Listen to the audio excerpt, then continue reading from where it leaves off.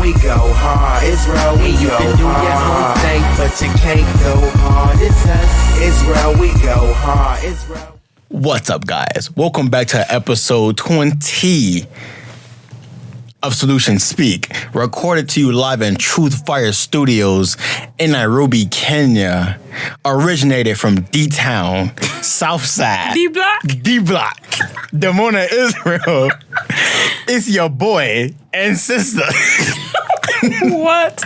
It's Akatiliel and my sister, Achot Neshamia. How do you say Achot? Achot. Achot. Kuf Kavchet. Achot Neshamia. Y'all. So, well, now it's your turn. Hit it. I want to see. Ready?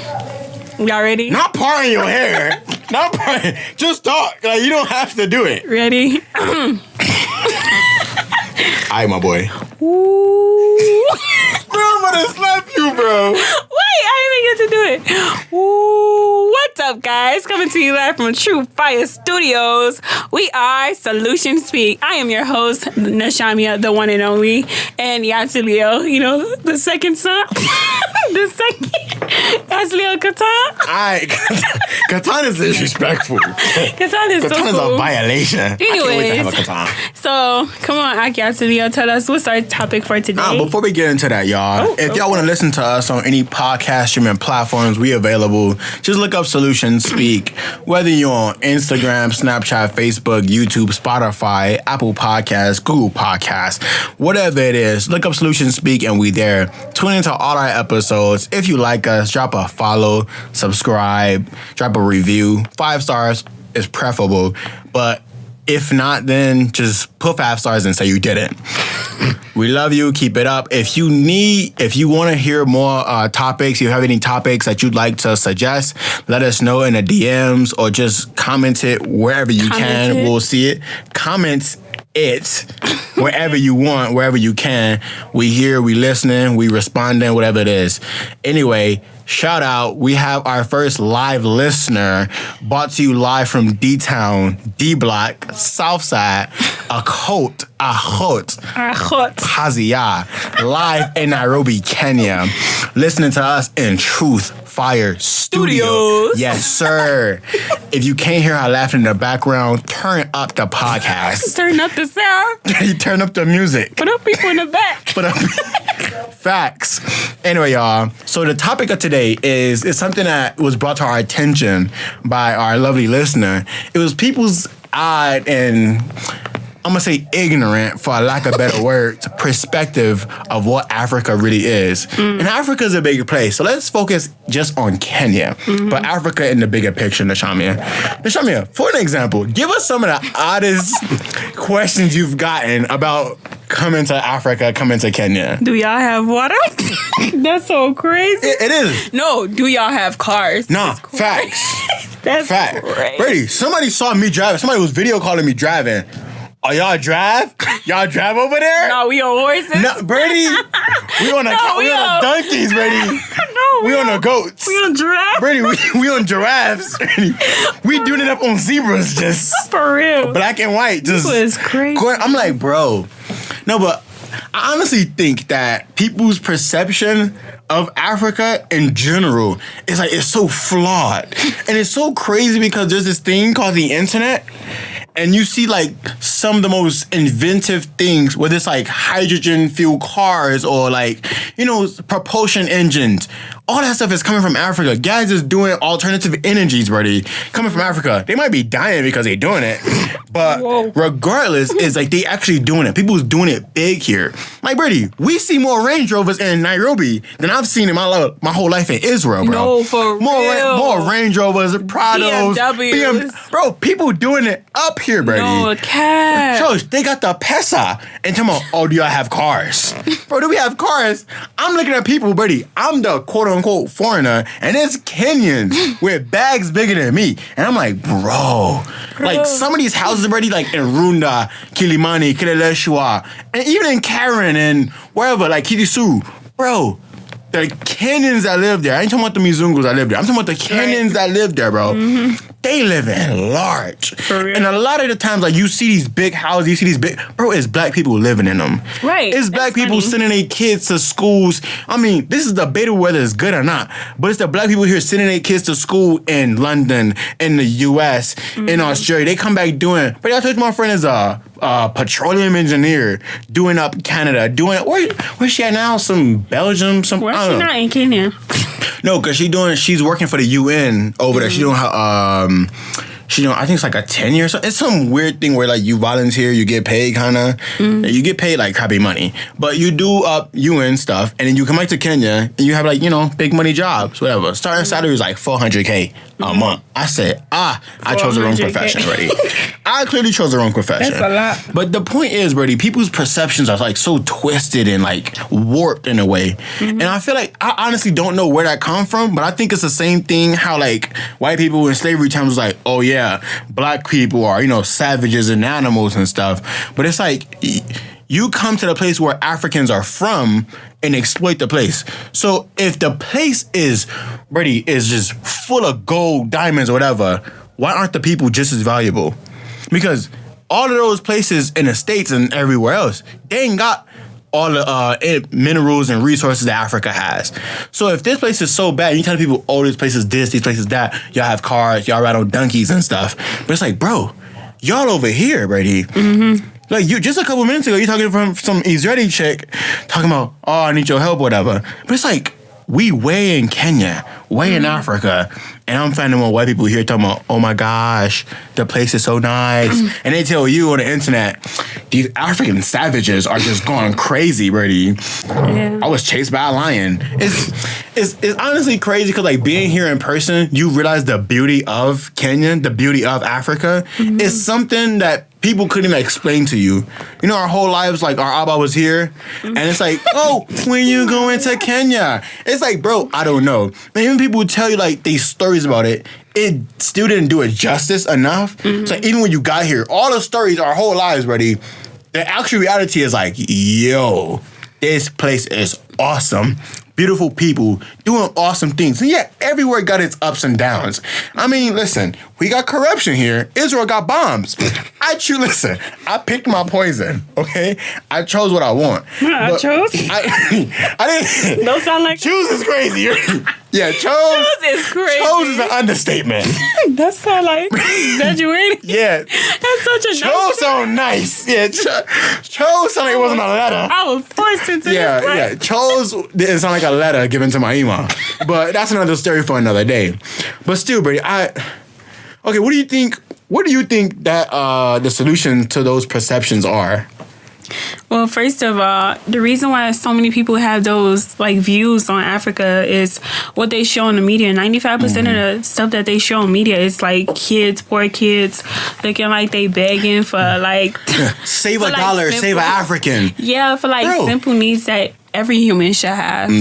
And like media nowadays is such a big thing. Like you so how do you say you so not inspired, but it's like you caught up in the media a lot. Like a lot of people are on social media, and I feel like if they portrayed Africa or even other things in life in a different perspective, like the way they are, it would be different because they show you one side of Africa, which every country has. It's like they show you every country has another side. They show you the slums next to Runda, but they don't show you the house next to it as a multi-million-dollar house. Yeah, and it's the same as it's like I was looking at this girl's story on Instagram, Tulum, right? Tulum. Beautiful country, right?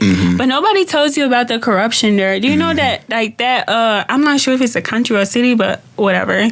Anyway, like the place is ran by like mafias and drug dealers and all of that stuff. Yeah. But here on Instagram, you see, wow, it's so beautiful. You have beautiful culture. You see the dancing in the street. You see the trees, the fruit. You see all of that. But it's like perspective. Like I feel like the government or whoever that's on top, they don't want you to know what Africa is truly about because I'm almost sure that like 95% of them is coming to Africa to exploit it in some kind of way, whether it's gas, whether it's a company, whether it's a restaurant that's like worldwide. Like, that's how it is. The honest truth is the people who come here and the people that's telling other people, oh, Africa's like this, oh, Africa's like that. Like I was saying earlier, Brady, it's like somebody burning your house down and then calling you homeless. It's kind of counterintuitive because it's disingenuous. Also, it's so dishonest that you say Africa's like this, oh, these people are like this, they don't have anything. But Africa is one of the longest lasting civilizations, Brady, on Earth before the diaspora. People was in Africa, bro. True. If you look at all the Egyptians, the Mayans, the Aztecs, the South Africans, the Zulus, all them guys. First thing, Brady, all of them have direct correlation, connection to Africa. It's only, 95% of those places was what I'm saying is you had thriving civilizations. I mean, Brady, doing up way better than England, way better than the States. Brady, to this day, you still have monuments up from hundreds of thousands of years ago, bro. That's Africa. That's Africans who did it. And to come and tell me I'm less than when you couldn't figure out how to wipe your pocket?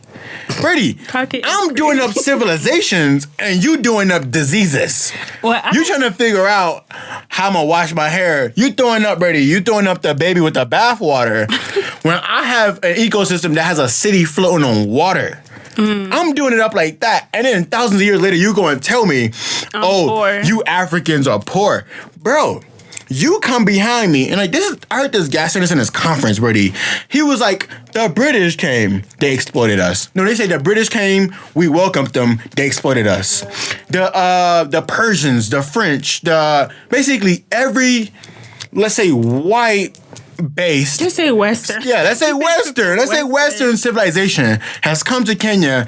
Not come to Kenya, but also have come to Kenya in some form of fashion, right? Come to Africa, exploited it, and then in return go, oh, you guys are this, you guys are that, you guys are less than. When really the whole reason you are where you are is because you exploited us.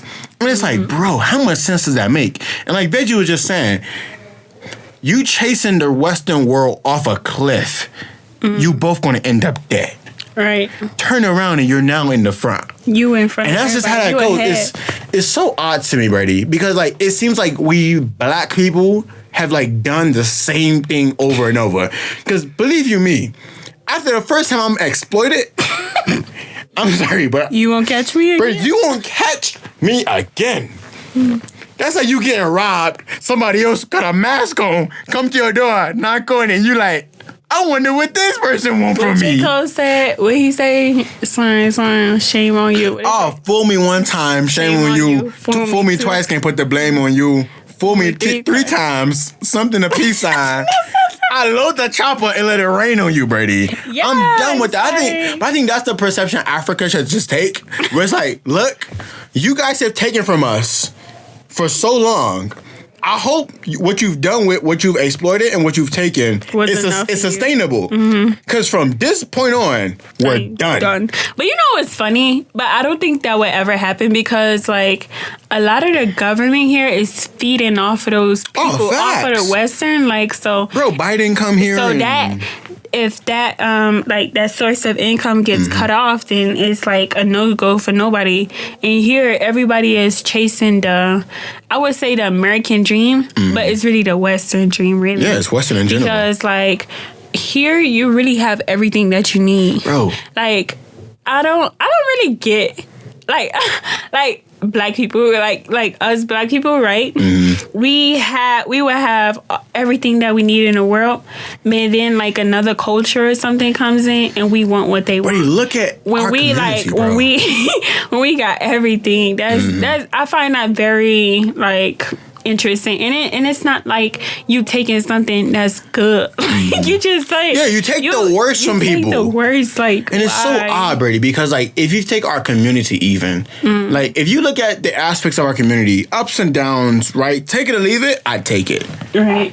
And you still find a lot of people who leave it, and it's so crazy because so many other people, Brady, every week there's people who come to our community from all over the world, all over the country, and they're like, I can't believe this system works. No, that is I can't real. believe this is real. It works. It exists.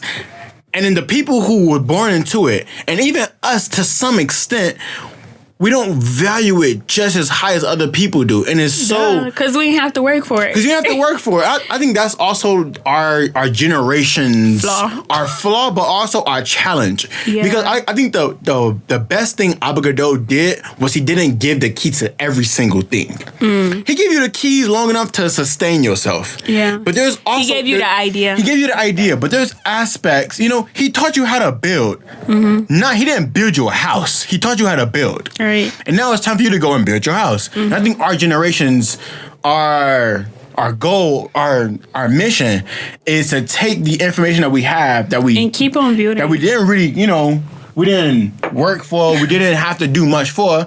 The challenge is to hold it in, hone it, and to build something out of it. And I think that it goes back to the perception thing. You have to realize the perception you have of the place.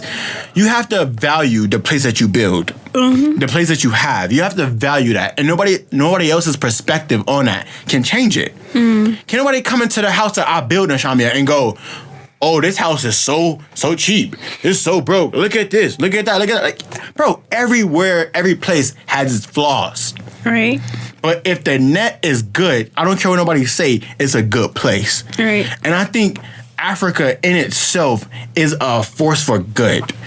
If you look at everything that it does, all the cultures, traditions, all the different aspects of it, where you do things communally, that's an African concept. Because guess what? The Western society talk about individualism, Brady. Yeah. Do it yourself. I'm a self-made millionaire. I like I'm a that. self-made woman. I'm a self-made this, self-made that. No